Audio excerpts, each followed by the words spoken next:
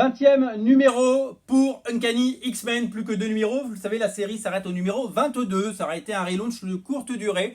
Pourquoi ça s'arrête? Tout simplement parce que, vous le savez peut-être, Jonathan Hickman revient chez Marvel. Il reprend en charge les X-Men. Il va lancer 2 séries. Une qui s'appelle House of X, l'autre qui s'appelle Power of X. 6 numéros chacun, des dessinateurs géniaux. Puisque c'est Pepe Larraz qui dessine House of X et Hervé Silva qui dessine Power of X. On va avoir donc 2 mini-séries absolument dingues. Suivront des relaunchs dont on ne connaît pas encore la teneur, mais on en reparlera. Nouvelle série X-Men, nouvelle série Uncanny X-Men, etc., etc. Et c'est Jonathan Hickman qui sera le grand architecte de tout ça. Il a de l'ambition, il a un projet. Il veut remettre les X-Men sur le devant de la scène, eux qui ont souvent été oubliés au profit des Avengers ces 10 dernières années. Alors, 20e numéro, pourquoi faut-il le lire sinon pour conclure la saga? C'est ce que je vais faire, parce que je l'ai commencé au premier numéro.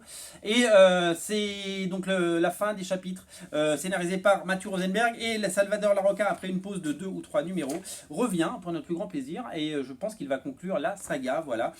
Donc on est ravis parce que Salvador Larroca sur les X-Men, ça a toujours beaucoup de classe et c'est très élégant.